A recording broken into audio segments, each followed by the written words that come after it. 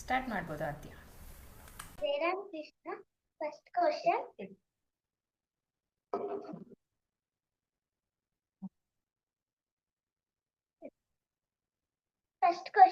ಉತ್ತಮ್.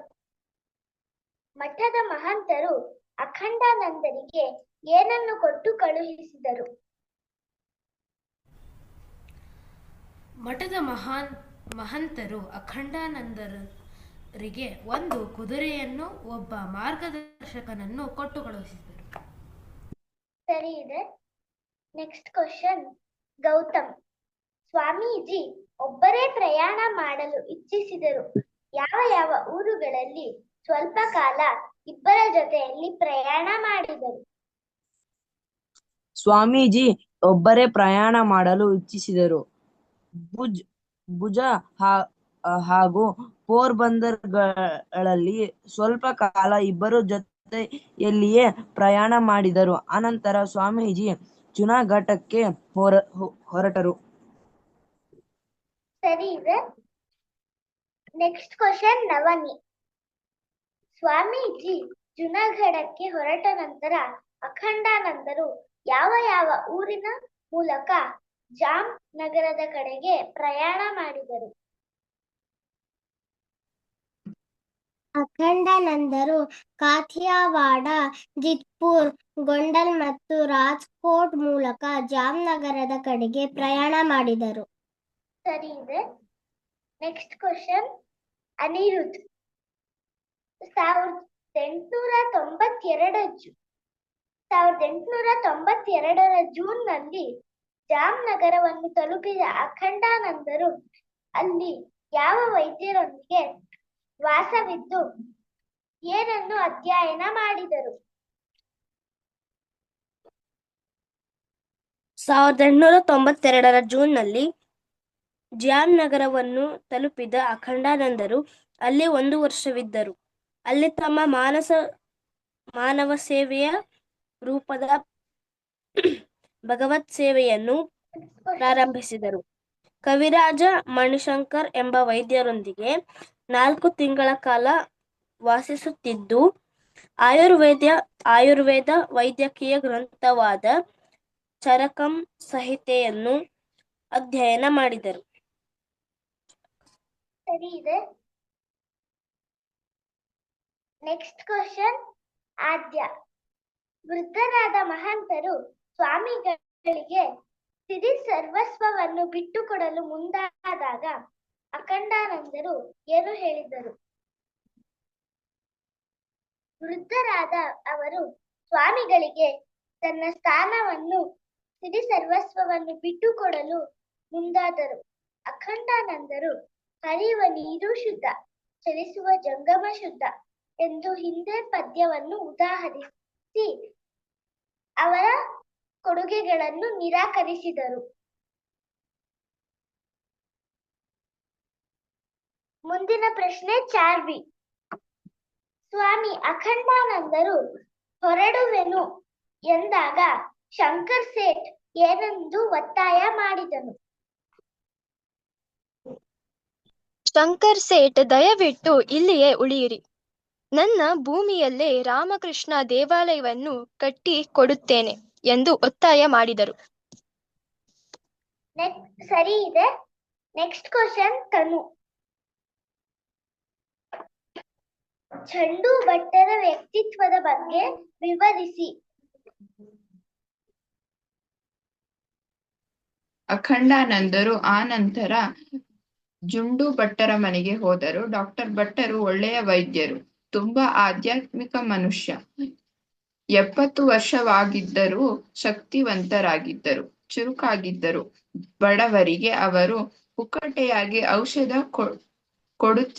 ಕೊಡುತ್ತಿದ್ದರು. ಅವರ ಮನೆಗಳಿಗೂ ಹೋಗಿ ನೋಡುತ್ತಿದ್ದರು. ಸರಿ ಇದೆ. Next question. ದಿಗಂತ್. ಚಂಡು ಭಟ್ಟರ ಜೀವನ ತತ್ವವನ್ನು ಅಭಿವ್ಯಕ್ತಿಸುವ 2 ಶ್ಲೋಕಗಳ ಅರ್ಥವನ್ನು ವಿವರಿಸಿ. ತಮ್ಮ ಜೀವನ ತತ್ವವನ್ನು ಅಭಿವ್ಯಕ್ತಿಸುವ ಈ ಅರ್ಥದ 2 ಶ್ಲೋಕಗಳನ್ನು ಜುಂಡು ಭಟ್ಟರು ಯಾವಾಗಲೂ ಹೇಳುತ್ತಿದ್ದರು. ಹೇ ದೇವ, ನನಗೆ ರಾಜ್ಯ ಬೇಡ, ಸ್ವರ್ಗ ಬೇಡ, ಪುನರ್ಜನ್ಮದಿಂದ ಮುಕ್ತಿಯೂ ಬೇಡ. ಆದರೆ ಜೀವಿಗಳ ಕಷ್ಟಗಳು ಪರಿಹಾರವಾಗಲಿ ಎಂದು ಮಾತ್ರ ಬೇಡುತ್ತೇನೆ. ಹೇ ದೇವ, ಜೀವಿಗಳ ಹೃದಯಗಳಲ್ಲಿ ನಾನು ಪ್ರವೇಶಿಸಿ ಅವುಗಳ ಯಾತನೆಯ ಭಾರವನ್ನು ಹಂಚಿಕೊಳ್ಳುವ ಮಾರ್ಗ ಯಾವುದಾದರೂ ಇದೆಯೇ? ಸರಿ ಇದೆ. ನೆಕ್ಸ್ಟ್ ಕ್ವಶನ್ ನವನಿ. ಅಖಂಡಾನಂದರು ಯಾವ ಯಾವ ಊರುಗಳ ಮೂಲಕ ರಾಜಸ್ಥಾನದ ಖೇತ್ರಿಗೆ ಹೋಗಿ ಅಜಿತ್ ಸಿಂಗರ ಅತಿಥಿಯಾದರು? ಅಖಂಡಾನಂದರು ಅನಂತರ ಬರೋಡ, ಭಾವನಗರ, ಇಲ್ಲಿ ಅವರಿಗೆ ಅಮೆರಿಕಾದಲ್ಲಿ ಸ್ವಾಮೀಜಿಯ ಯಶಸ್ಸಿನ ಬಗ್ಗೆ ತಿಳಿಯಿತು. ಮುಂಬೈ ಮತ್ತು ಮೌಂಟ್ ಆಬುಗಳ ಮೂಲಕ ರಾಜಸ್ಥಾನದ ಖೇತ್ರಿಗೆ ಹೋಗಿ ವಿವೇಕಾನಂದರ ಶಿಷ್ಯರಾದ ರಾಜ ಅಜಿತ್ ಸಿಂಗರ ಅತಿಥಿಯಾದರು. ಸರಿ ಇದೆ. Next question Digant. 1894ರ ಅಧಿಭಾರತದಲ್ಲಿ ಸ್ವಾಮೀಜಿ ಏನೆಂದು ಮಾರೋಲೆ ಬರೆದರು? 1894ರ ಆದಿಭಾಗದಲ್ಲಿ ಸ್ವಾಮೀಜಿ ಮಾರೋಲೆ ಬರೆದರು. ಖೇತ್ರಿಯಲ್ಲಿರುವ ಬಡವರ, ದೀನದಲಿತರ ಮನೆಗಳಿಗೆ ಹೋಗಿ ಅವರಿಗೆ ಧರ್ಮವನ್ನು ಬೋಧಿಸು. ಭೂಗೋಳದಂತಹ ವಿಷಯಗಳಲ್ಲಿ ಮೌಖಿಕ ಪಾಠಗಳನ್ನು ನಡೆಸು. ಸೋಮಾರಿಯಾಗಿ ಕುಳಿತು ರಾಜಯೋಗ್ಯ ಭಕ್ಷ್ಯಗಳನ್ನು ತಿನ್ನುತ್ತಾ ಹೇ ದೇವ ರಾಮಕೃಷ್ಣ ಎನ್ನುತ್ತಿದ್ದರೆ ಏನೂ ಆಗಲಾರದು. ಕಾರ್ಯತಃ ನೀನು ಬಡವರಿಗೆ ಏನಾದರೂ ಮಾಡುವವರೆಗೆ ಇತರರಿಗೆ ನೆರವಾಗುವುದಕ್ಕಾಗಿ ಹುಲ್ಲು ಹಾಸಿನ ಮೇಲೆ ಇರುವುದು ಮೇಲು. ಕಾವಿ ವಸ್ತ್ರ ಸುಖ ಪಡುವುದಕ್ಕಾಗಿ ಅಲ್ಲ, ಅದು ವೀರಾವೇಶದ ಕಾಯಕದ ದ್ಯೋತಕ. ದರಿದ್ರರು, ಅನಕ್ಷರಸ್ಥರು, ಅಜ್ಞಾನಿಗಳು, ಯಾತನೆಗೆ ಒಳಗಾದವರು ಇವರೇ ನಿನ್ನ ದೇವರಾಗಿರಲಿ. ಇವರಿಗೆ ಸೇವೆ ಮಾಡುವುದು ಮಾತ್ರವೇ ಅತ್ಯುನ್ನತ ಧರ್ಮ ಎಂದು ತಿಳಿ. ಸರಿ ಇದೆ. ನೆಕ್ಸ್ಟ್ ಕ್ವಶನ್ ತನು.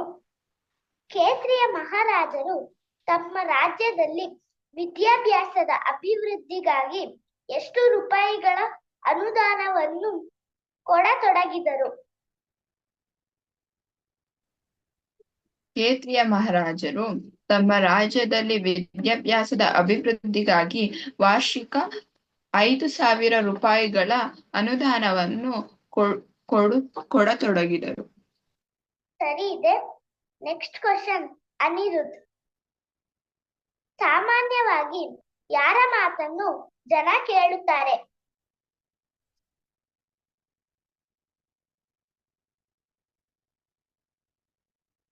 ಸಾಮಾನ್ಯವಾಗಿ ಕೆಟ್ಟ ಉದ್ದೇಶಗಳಿಲ್ಲದ, ಕೀಳು ಭಾವನೆಗಳಲ್ಲದವರ ಮಾತನ್ನು ಜನರು ಕೇಳುತ್ತಾರೆ. ಸರಿ ಇದೆ. Next question Uttam.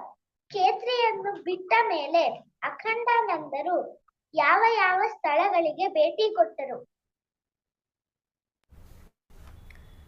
ಖೇತ್ರಿಯನ್ನು ಬಿಟ್ಟ ಮೇಲೆ ಅಖಂಡಾನಂದರು ರಾಜಸ್ಥಾನದ ಜೈಪುರ್, ಚಿತ್ತೂರ್, ಉದಯ್ಪುರ್ ಮತ್ತಿತರ ಸ್ಥಳಗಳಿಗೆ ಭೇಟಿ ಕೊಟ್ಟರು. ಸರಿ ಇದೆ. Next question Gautam.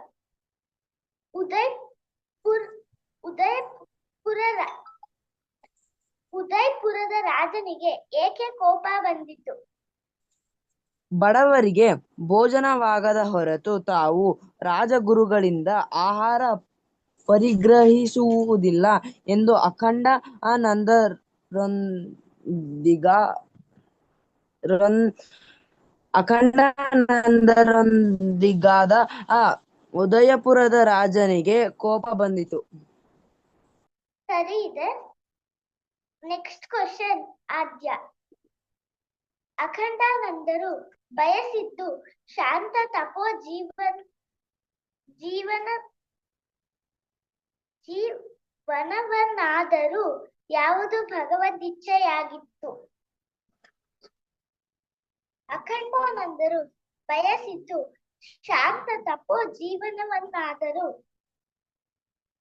ಕಾವಿಯುಡುಪಿನ ಒಳಗೆ ಅವರೊಬ್ಬ ದೇಶಭಕ್ತ ಮುತ್ಸದಿ ಹಾಗೂ ಸಮಾಜ ಸೇವಕನಾಗಿ ಕೆಲಸ ಮಾಡುವುದು ಭಗವದಿಚ್ಛೆಯಾಗಿತ್ತು.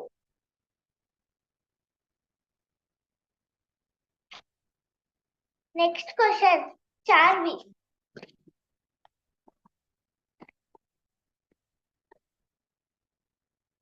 Next question, Charvi.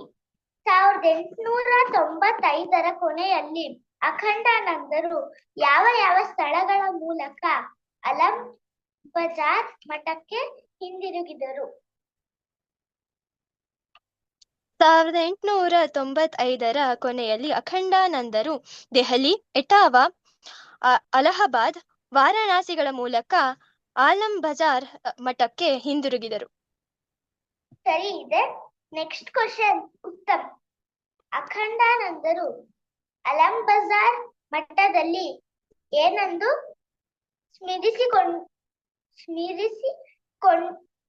ಸ್ಮರಿಸಿಕೊಂಡಿರುವರು? ಅಖಂಡಾನಂದರು ಸಂತೋಷವಾಯಿತು.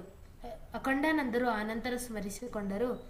ಮಠದಲ್ಲಿ ಅನ್ನ, ಬೇಳೆ ಸಾರು ಹಾಗೂ ಹಾಚ್ ಪಾಚ್ ತರಕಾರಿ ಪಲ್ಯ, ರಾತ್ರಿ ಜಿಡ್ಡಿಲ್ಲದ ಚಪಾತಿ ಅಷ್ಟೇ ಎಂದು ಸ್ಮರಿಸಿಕೊಂಡರು. ಸರಿ ಇದೆ. ನೆಕ್ಸ್ಟ್ ಕ್ವಶನ್, ತನು. ಅಖಂಡಾನಂದರು ಯಾವುದನ್ನು ಸಹಿಸುತ್ತಿರಲಿಲ್ಲ? ಅಖಂಡಾನಂದರು ಯಾವಾಗಲೂ ಕಾರ್ಯಶೀಲರು. ಸನ್ಯಾಸಿಯಾದವನು ಆದರ್ಶವನ್ನು ಮರೆತು ತಿಂದುಂಡು ಹರಟೆ ಹೊಡೆದು ನಿದ್ರಿಸುವುದನ್ನು ಅವರು ಸಹಿಸುತ್ತಿರಲಿಲ್ಲ. ಸರಿ ಇದೆ. Next question, Diganth. ಒಂದು ದಿನ ಅಖಂಡಾನಂದರು ಗಂಗಾ ಸ್ಥಾನಕ್ಕೆ ಹೋಗುತ್ತಿರುವಾಗ ನಡೆದ ಘಟನೆಯನ್ನು ವಿವರಿಸಿ. ಒಂದು ದಿನ ಅಖಂಡಾನಂದರು ಗಂಗಾ ಸ್ನಾನಕ್ಕೆಂದು ಹೋಗುತ್ತಿರುವಾಗ ಕಾಲ್ರಾದಿಂದ ನರಳುತ್ತಿದ್ದ ಒಬ್ಬ ಮುದುಕಿ ಕಾಣಿಸಿದಳು. ಪ್ರಜ್ಞಾಹೀನ ಸ್ಥಿತಿಯಲ್ಲಿದ್ದ ಅವಳ ಶರೀರವನ್ನು ಅವರು ಚೊಕ್ಕಟಗೊಳಿಸಿ ಬಟ್ಟೆಗಳನ್ನು ಬದಲಾಯಿಸಿ ನಂತರ ಅವಳನ್ನು ಆಸ್ಪತ್ರೆಗೆ ಕಳುಹಿಸಿದರು. ಸರಿ ಇದೆ. Next question, Aniruddh. 1896ರ ಮಾರ್ಚ್ ನಲ್ಲಿ ಶ್ರೀರಾಮಕೃಷ್ಣ ಜಯಂತಿಯ ವಾರ್ಷಿಕೋತ್ಸವ ಎಲ್ಲಿ ನಡೆಯಿತು? 1896ರ ಮಾರ್ಚ್ನಲ್ಲಿ ಶ್ರೀರಾಮಕೃಷ್ಣ ಜಯಂತಿಯ ವಾರ್ಷಿಕೋತ್ಸವ ದಕ್ಷಿಣೇಶ್ವರ ತೋಟದ ದೇವಾಲಯದಲ್ಲಿ ನಡೆಯಿತು. ಸರಿ ಇದೆ. ಆದ್ಯ ವ್ಯೂ ಶೇರ್ ಮಾಡ್ಕೋಬಹುದು. 20 ಕ್ವಶನ್ಸ್ ಆಯ್ತಲ್ಲ? ಓಕೆ, ವ್ಯೂ ಶೇರ್ ಮಾಡ್ಕೊ. ಇಲ್ಲಿ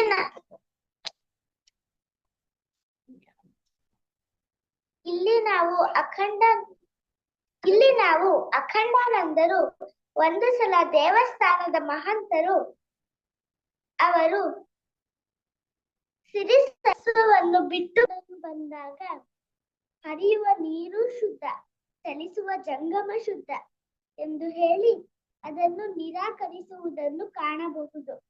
ಆಮೇಲೆ ಸ್ವಾಮೀಜಿ ಹೇಳಿದ ಹಾಗೆ ಖೇತ್ರಿಯಲ್ಲಿದ್ದಾಗ ಅಲ್ಲಿ ಜನಗಳ ಮನೆಗೆ ಹೋಗಿ ಅವರ ಮನೆ ಹೋಲಿಸಿ ಪ್ರೌಢಶಾಲೆಯಲ್ಲಿ ವಿದ್ಯಾರ್ಥಿಗಳ ಸಂಖ್ಯೆ ಹೆಚ್ಚಿಸಲು ನೆರವಾದರು.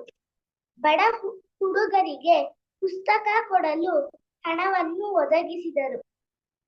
ಖೇತ್ರಿಯನ್ನು ಬಿಟ್ಟ ಮೇಲೆ ದೇವಸ್ಥಾನದ ಜೈಪುರ್,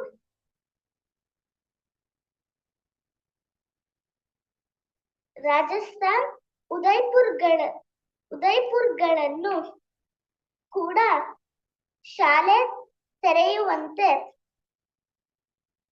ಬಡವರಿಗೆ ಆಹಾರ ವಿತರಿಸುವಂತೆ, ಗೃಹ ಕೈಗಾರಿಕೆಗಳನ್ನು ಪ್ರೋತ್ಸಾಹಿಸುವಂತೆ ಸ್ಥಳೀಯ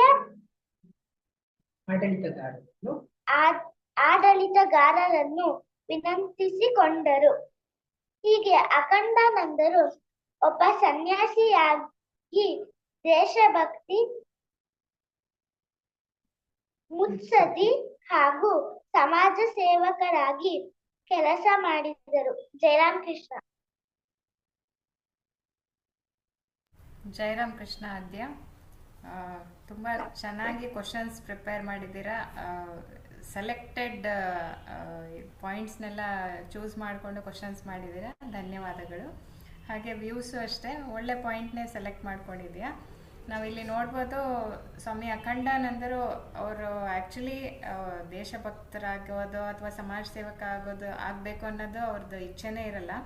ಅವರು ತಪೋಜೀವನವನ್ನು ನಡೆಸಬೇಕು ಅಂತಲೇ ಇರ್ತಾರೆ, ಆದರೆ ಭಗವದ್ ಇಚ್ಛೆನೇ ಬೇರೆ ಆಗಿರುತ್ತೆ. ಹಾಗೆ ಸ್ವಾಮಿ ವಿವೇಕಾನಂದರು ಒಂದು ಲೆಟರ್ ಬರೀತಾರೆ ಅಮೇರಿಕಾದಿಂದ, ಏನಂತಂದರೆ ನೀನು ಬಡವರು ದೀನದಲ್ಲಿದ್ರ ಮನೆಗಳಿಗೆ ಹೋಗಿ ಅಲ್ಲಿ ಧರ್ಮವನ್ನು ಬೋಧಿಸು, ಆಮೇಲೆ ಅವರಿಗೆಲ್ಲ ಪಾಠ ಹೇಳ್ಕೊಡು, ಕೂತ್ಕೊಂಡು ನೀನು ಶ್ರೀರಾಮಕೃಷ್ಣ ಓ ದೇವ ಅಂತಂದೆಲ್ಲ ಹೇಳ್ಕೊಂಡಿದ್ರೆ ಆಗಲ್ಲ ಅಂತಂದು ಇಲ್ಲಿ ಸ್ವಾಮೀಜಿ ಲೆಟರ್ ಬರೆದ ತಕ್ಷಣ ಅವರು ಅದರಿಂದ ಪ್ರೇರೇಪಿತರಾಗಿ ನೆಕ್ಸ್ಟ್ ಆ ಕಾರ್ಯಗಳನ್ನು ಮುಂದುವರಿಸ್ತಾರೆ ಅಂತ ಇಲ್ಲಿ ನೋಡ್ಬೋದು. ಸರ್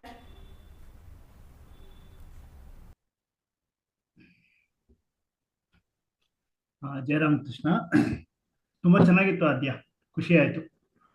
ತುಂಬ ಚೆನ್ನಾಗಿ ಕ್ವಶನ್ ಫ್ರೇಮ್ ಮಾಡಿದ್ದು ಪ್ಲಸ್ ಪ್ರೆಸೆಂಟೇಷನ್ ಎರಡು ಚೆನ್ನಾಗಿತ್ತು. ಹಾಗೆ ನೀನು ಒಳ್ಳೆ ಪಾಯಿಂಟ್ಸ್ನ ನೀನು ಶೇರ್ ಮಾಡ್ಕೊಂಡು, ಹಾಗೆ ರಶ್ಮಿ ಮೇಡಮನ್ನು ಕೂಡ ಉತ್ತಮವಾದಂಥ ಒಂದು ಪಾಯಿಂಟ್ ಶೇರ್ ಮಾಡಿಕೊಂಡ್ರು. ಇಲ್ಲಿ ಇನ್ನೊಂದು ನಾವು ನೋಡ್ಬೋದು, ಇಲ್ಲೊಂದು ಕಡೆ ಸ್ವಾಮೀಜಿ ಅಖಂಡಾನಂದರದು ಈ ಸನ್ಯಾಸಿಗಳ ಬಗ್ಗೆ ಹೇಳ್ತಾರೆ. ಇವತ್ತು ನಾವು ಸರ್ವೇ ಸಾಮಾನ್ಯ ಎಷ್ಟೋ ಕಡೆ ಇದನ್ನ ನೋಡ್ತೀವಿ. ಏನು ಅಂದ್ರೆ ಸನ್ಯಾಸಿಗಳ ಮೈಗಳ್ಳತನ ಭಯಾನಕ ಅಂತ ಒಂದು ಪಾಯಿಂಟ್ ಇದೆ. ಅಂದ್ರೆ ಸಾಮಾನ್ಯ ಜನರು ಮೈಗಳ್ತನ ಮಾಡ್ಕೊಂಡು ಇತ್ತು ಅಂತಂದ್ರೆ ಅದೇ ಒಂದು ಸಮಾಜಕ್ಕೆ ಘಾತಕ. ಯಾರು ಮೈಗಳ್ತನದಲ್ಲಿ ಇರಬಾರ್ದು. ಏನು ಸುಮ್ಮನೆ ಏನೋ ಸಿಕ್ಕಿದ್ದನ್ನು ತಿನ್ಕೊಂಡು ಹೆಂಗೋ ಸಿಗತ್ತೆ. ಇವಾಗ ಎನ್ಕ ನಮ್ಮ ಎಲ್ಲ ಸರ್ಕಾರದವರು ಬ್ರಿಟಿಷ್ ಸಾಮ್ರಾಜ್ಯ ಮಾಡ್ತಾ ಇರೋದ್ರಿಂದ ಎಲ್ರಿಗೂ ಕೂಡ ಆರಾಮಾಗಿ ತಿಂದುಂಡು ಜೀವನ ಮಾಡೋದಕ್ಕೆ ಏನು ತೊಂದರೆ ಇಲ್ಲ. ಆದ್ರೆ ಯಾವ ಥರದ್ದೊಂದು ಜೀವನ ಆಗತ್ತೆ, ಅದರಲ್ಲೂ ಸನ್ಯಾಸಿಗಳು ಏನಾಗತ್ತೆ ಅವಾಗ ಏನು ಕೆಲಸ ಮಾಡದೆ ಸುಮ್ಮನೆ ಹೊಟ್ಟೆ ತುಂಬ ಸಿಗ್ತಾ ಇದೆ ಅಂದಾಗ ಇನ್ನೇನ್ ಮಾಡ್ತಾರೆ, ಹರಟೆ ಹೊಡಿತಾರೆ. ಇದು ಎಷ್ಟೋ ಕಡೆ ನಾವು ನೋಡ್ತೀವಿ. ಎಲ್ಲ ಏನು ಹರಟೆ ಹೊಡಿತಾರೆ, ಏನೂ ಇರಲ್ಲ. ಅವ್ರ ವಿಚಾರ ಇವ್ರ ವಿಚಾರ ಇಷ್ಟೇ. ನಾವಿಲ್ಲಿ ಇದನ್ನ ಗೃಹಸ್ಥರು ಇದನ್ನ ನಾವು ತಗೋಬೇಕಾಗತ್ತೆ. ನಾವು ಅಲ್ಲಿ ಅವರು ಅಖಂಡಾನಂದರು ಸನ್ಯಾಸಿಗಳಿಗೆ ಯಾಕೆ ಹೇಳಿದ್ರು ಹಾಗೆ ನಾವು ತಗೊಂಡಾಗ ಗೃಹಸ್ಥರು ತಗೊಂಡಾಗ ಇದೇ ಕೆಲಸ ಆಗ್ತಿರತ್ತೆ. ಯಾವುದೋ ಕೆಲಸ ಕಾರ್ಯಗಳು ಸರಿಯಾಗಿ ಮಾಡ್ತಿರಲ್ಲ, ಸೋಂಬೇರ್ತನ. ಆದ್ರೆ ಹರಟೆ ಹೊಡೆಯೋದಕ್ಕೆ ತಿಂಡಿ ಉಂಡೋದಕ್ಕೆ ಎಷ್ಟು ಬೇಕಾದ್ರೂ ಸಮಯ ಸಿಗತ್ತೆ ನಮ್ಗೆ. ನಾನು ಅದೇ ಹೇಳ್ತಿರ್ತೀನಿ, ನಾವು ಸುಮ್ಮನೆ ಈಗ ನಾನು ಇದೆ ಒಂದು 1 hour ಜಪ ಮಾಡಿ ಅಂತ ಒಂದು ಇಟ್ಕೊಂಡಿದೀವಲ್ಲ, ಎಷ್ಟು ಜನ ರೆಸ್ಪಾನ್ಸ್ ಮಾಡಿದ್ದಾರೆ? ಏನು 1 hour ಕೂತ್ಕೊಂಡು ಭಾನುವಾರ 1 hour ಜಪ ಮಾಡೋಕ್ಕಾಗಲ್ಲ. ಆದ್ರೆ ಯಾವ್ದಾದ್ರೂ ಒಂದು ರೀಲ್ಸ್ ಮಾಡ್ಬೇಕಾದ್ರೆ ಅಥವಾ ರೀಲ್ಸ್ಗಳನ್ನ ನೋಡ್ಬೇಕಾದ್ರೆ ಅಥವಾ ಇನ್ನೆಲ್ಲೋ ಓಡಾಡ್ಬೇಕಾದ್ರೆ ಅವರ್ಸ್ ಟುಗೆದರ್ ಸಿಗತ್ತೆ ಅವ್ರಿಗೆ. ಆಮೇಲೆ ಸುಮ್ಮನೆ ಹರಟೆ ಹೊಡೆಯೋದಕ್ಕೆ ಸಿಗತ್ತೆ.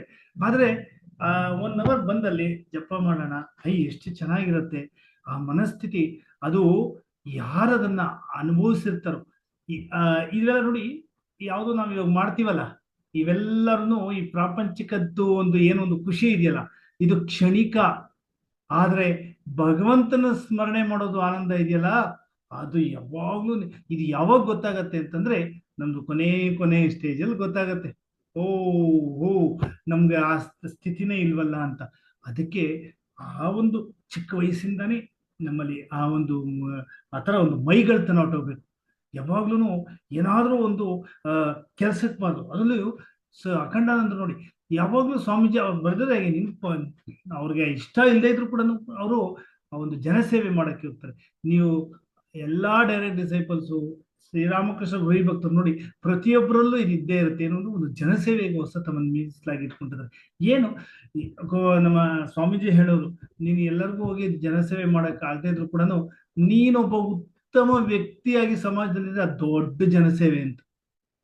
ಅದು ಬಿಟ್ಟು ನಮ್ದೇ ಒಂಥರದ ಜೀವನ ಮಾಡ್ಕೊಂಡು ಬರೀ ಎಂಜಾಯ್ ಇವಾಗ ಏನಕ್ಕೆ ಬರೀ ಎಂಟರ್ಟೈನ್ಮೆಂಟು ಎಂಜಾಯ್ಮೆಂಟು ಇದ್ರೊಳಗೆ ಕಳೆದ್ಬಿಟ್ರೆ ನಾವು ಎನ್ಲೈಟ್ಮೆಂಟ್ ಎಲ್ಲಿ ಸಿಗತ್ತೆ ನಮ್ಗೆ ಅಲ್ವಾ? ಹಾಗಾಗಿ ನಾವು ಇಂಥವ್ರನ್ನ ಅಧ್ಯಯನ ಮಾಡಿದಾಗ ಅಟ್ಲೀಸ್ಟ್ ನಮ್ಮ ಕೈಲಿ ಆದಷ್ಟು ಏನೋ ಒಂದು ಭಗವಂತನ ಸ್ಮರಣೆಗೆ ಸಮಯ ಸಿಗುತ್ತೋ ಅಥವಾ ಇನ್ನೊಬ್ರಿಗೆ ಸೇವೆ ಮಾಡುವಂತ ಸಮಯ ಸಿಗುತ್ತೋ. ಫಸ್ಟ್ ಆಫ್ ಆಲ್ ಮನೆಯಲ್ಲಿ ಸೇವೆ ಮಾಡಿದ್ರೆ ದೊಡ್ಡದು. ತಂದೆ ತಾಯಿಗಳಿಗೆ ಸೇವೆ ಮಾಡೋದಿದೆಯಲ್ಲ ಅಲ್ಲಿಂದನೇ ಸ್ಟಾರ್ಟ್ ಆಗ್ಬೇಕು. ಮನೆಗೆ ಮಾರಿ ಊರಿಗೆ ಉಪಕಾರಿ ಆದ್ರೂ ಪ್ರಯೋಜನ ಇಲ್ಲ, ಅದು ಆಗ್ಬಾರ್ದು. ಅಂದ್ರೆ ಆ ಥರ ಒಂದು ಸೇವೆ ಮನೋಭಾವ ನಮ್ಮಲ್ಲೂ ಎಲ್ಲ ಬೆಳಿಲಿ ಇಂಥವ್ರ ಅಧ್ಯಯನ ಮಾಡ್ತಾ ಅಲ್ವಾ, ನಮಗೂ ಎಲ್ಲಾನು ದಿವ್ಯತೆ ಇರೋ ಆ ಒಂದು ಕೃಪೆ ನಮ್ಗೆ ಮಾಡ್ಲಿ. ಜಯ ರಾಮಕೃಷ್ಣ.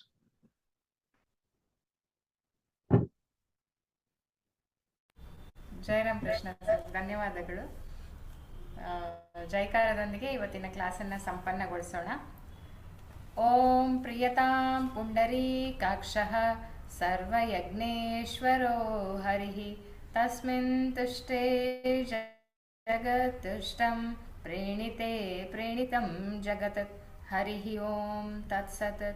ಶ್ರೀರಾಮಕೃಷ್ಣಾರ್ಪಣಮಸ್ತು. जय श्री गुरु महाराज जी की जय. जय श्री महामाई की जय. जय श्री स्वामी जी महाराज जी की जय.